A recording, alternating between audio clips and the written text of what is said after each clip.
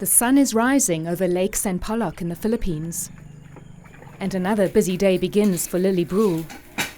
She has to start early to get everything done.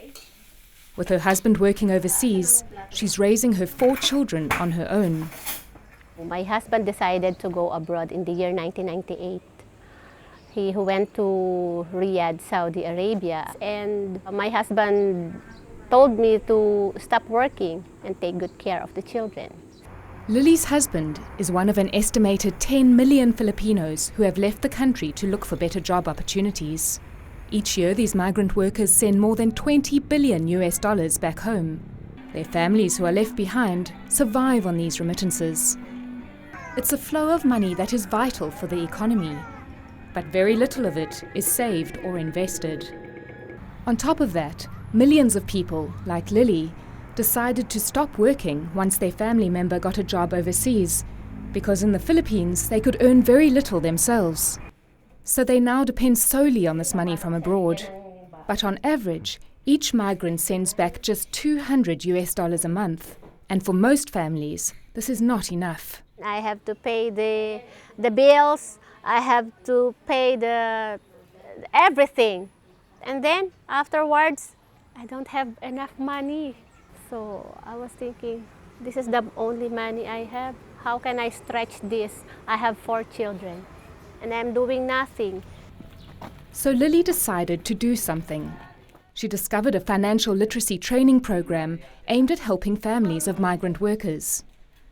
Supported by the UN's International Fund for Agricultural Development, this training teaches people about budgeting and how to better invest the money they receive from abroad.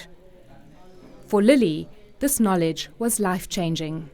First thing I was able to put it in my mind is, if you receive your remittance from your husband, save first before you spend. It also makes me realize that I have to be ready for the reintegration of my husband. Because if I am not going to prepare, and who will prepare for us? Lily realized that for her husband to come home and not leave again, she would have to find a way for them to earn enough money in the Philippines. With the skills she got from the training, she set out in search of investment opportunities. And one day, she found what she was looking for. With money saved from her husband's remittances, Lily decided to invest in a fish farm. With an initial capital of 5,000 pesos, which is just $120, she bought 2 fish cages. And what happened after the first harvest was a huge surprise.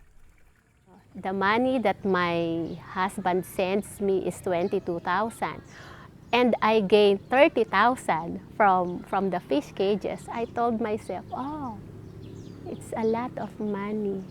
Maybe someday I can tell my husband, you can come home.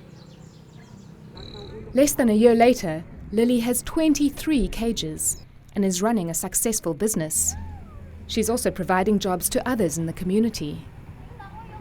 There are thousands of people like Lily who have attended this training and are using their remittances to build a more sustainable economy. And as Lily's business grows, so does her hope that it won't be long before her family is reunited.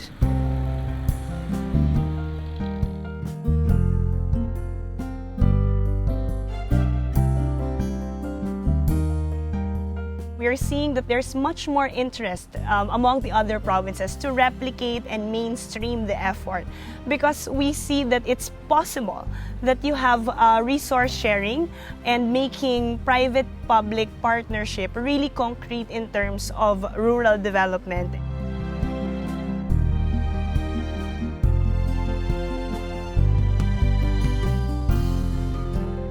Well, the Pinoy WISE movement has been a blessing to the Filipino community. Every after the training, they approach me and they say, Ambassador, now you have given us hope.